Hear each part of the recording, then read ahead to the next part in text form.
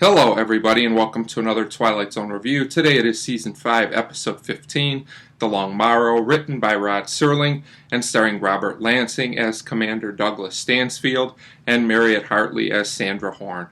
And this is a good, solid Twilight Zone episode for the most part. I have a few issues here and there, but it's effective overall. It's kind of an unusual episode in that it has two plots that do go together. One is a typical Twilight Zone science fiction plot with some questionable math and science in places, and the other half is a romantic love story.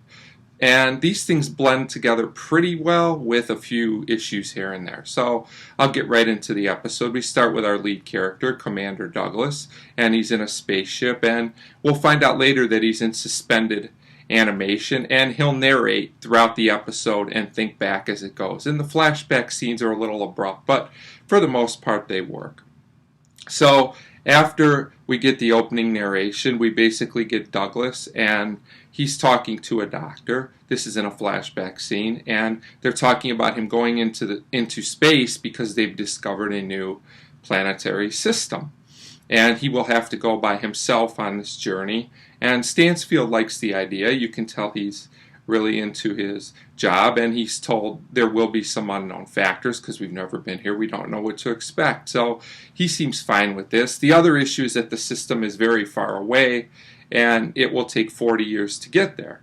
So Douglas goes back to narrating as we go back to another time, and then we have a new flashback with our other main character, which is Sandra, and Douglas meets her, and right away you can tell the two have good chemistry, and the actors do have very good chemistry together. It's kind of an abrupt meeting, but it's very sincere, and Douglas asks Sandra to dinner, and I have to say, we got a very long opening scene explaining the space part of the episode, but it seems like there's more focus put on the love story at the end of the episode, so I felt this should have been balanced out more.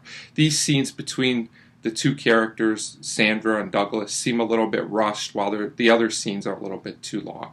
Just my opinion. It doesn't kill the episode, but I felt the end could have had a little more dramatic impact had this been handled a little differently.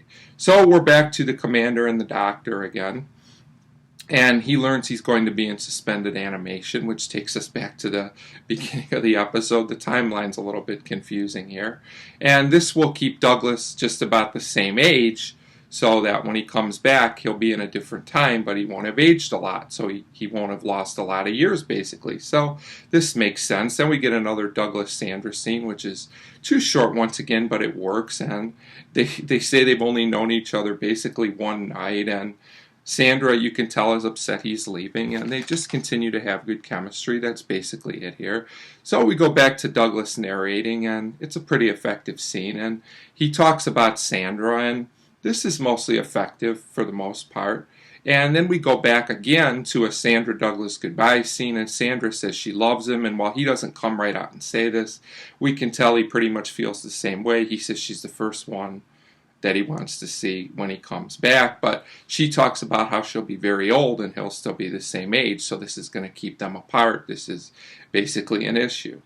So then we get another narration, and this is the scene in the episode I really didn't like. It's all basically exposition, and this general comes into the episode who we haven't seen up until this point, and just feels kind of weird. But we do get some important things, like Douglas lost communication very early in his flight, and we also learn that Sandra decided she was going to go into hibernation so that she would be young when Douglas came out. But as we'll soon find out, that's not really going to work very well. So at this point, Douglas is getting ready to come back from his trip, and the general wants to see Sandra after he finds out what happened, because it turns out Douglas did something that no one saw coming. I'll get into that in a minute.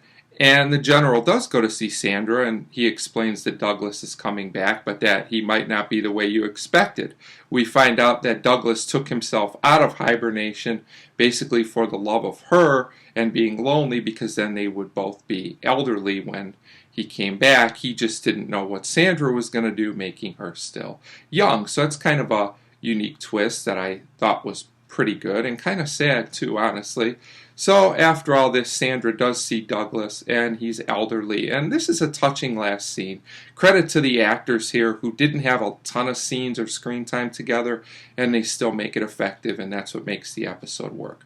So Sandra says they can still be together, but Douglas says 40 years is just too much of a difference, and he basically leaves, and the general calls him outstanding because he was basically a person who put love above all else. So, like I said, a genuinely sincere and touching episode, despite some of the issues that I had with the structure of the episode and the two plots going together. I thought could have been handled better and made this a great episode. But as it stands, it's still a good episode worth watching.